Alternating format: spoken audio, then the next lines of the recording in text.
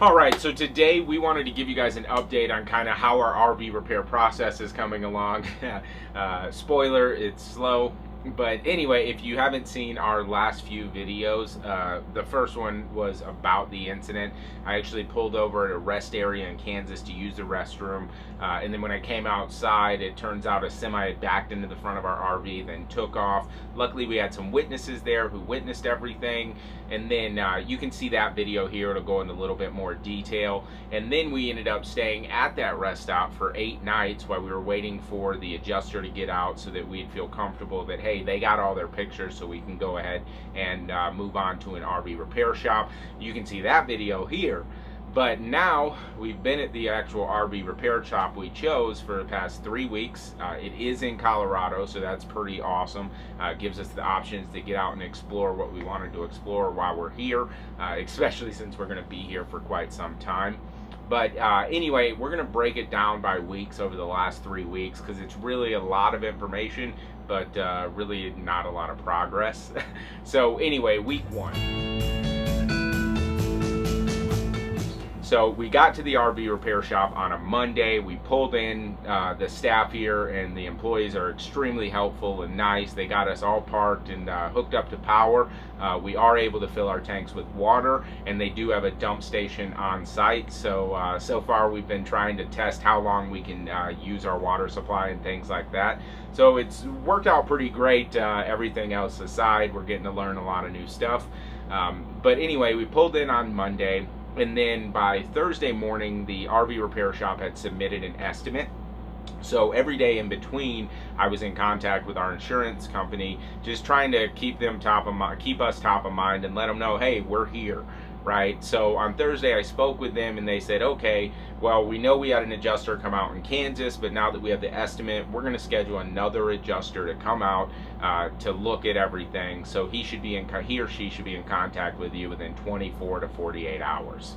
So on that same Thursday, the adjuster from Kansas had reached out to me and just asked me, you know, kind of what was going on, because he wasn't able to get in touch with the adjuster who had been assigned for our case by our insurance company.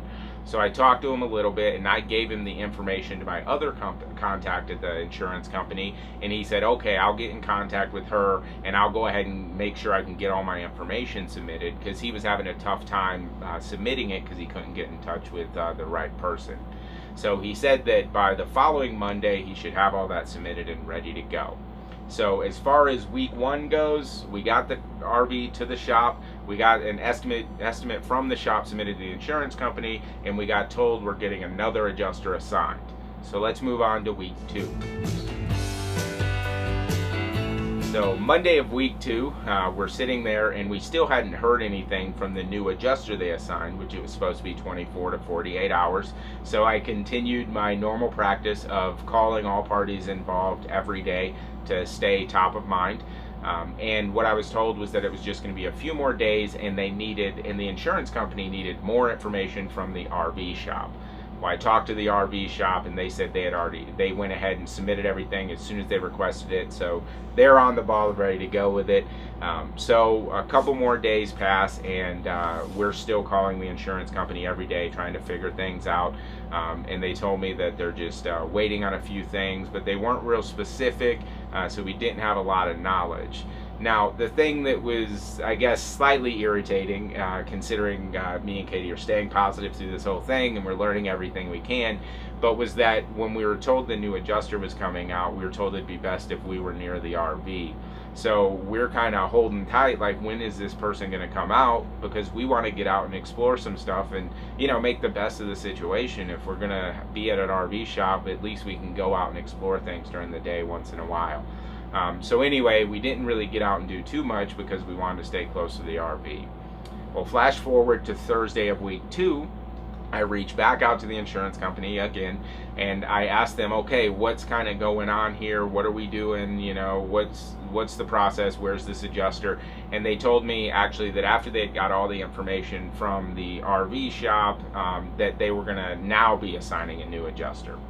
So we're like, okay, another 24 to 48 hours, we'll wait to hear back, and everything should be good to go, and we can start figuring out this process. Well, the weekend goes by and Monday comes, and we do our daily practice. We call everyone, let them know we're still alive and still ready for this to start happening. And so we wait, we don't really hear too much. And then on Tuesday, I did get an email from Geico that said basically that right now they're waiting on different pictures and information from parties involved. So I decided, that wasn't very specific and I didn't really know what was going on, so I decided to reach out to Kerry, our original adjuster, and just touch base with him and see, hey, did you get that stuff submitted? Have you heard anything? And he told me what was going on is he did get that stuff submitted and everything was in, and that Geico had reached out back with him and asked him just to check on the estimate. So Kerry actually sent the estimate and all the information over to Tiffin to make sure that the estimate and everything was in line with what, you know, they would expect it to cost, based on the fact that they may have to replace our whole front cap and all the other pieces that are involved. So then he went on to tell me that today or tomorrow we should hear back from Tiffin about the estimate, and then it should start moving forward a little bit more quickly as far as getting approval and things like that.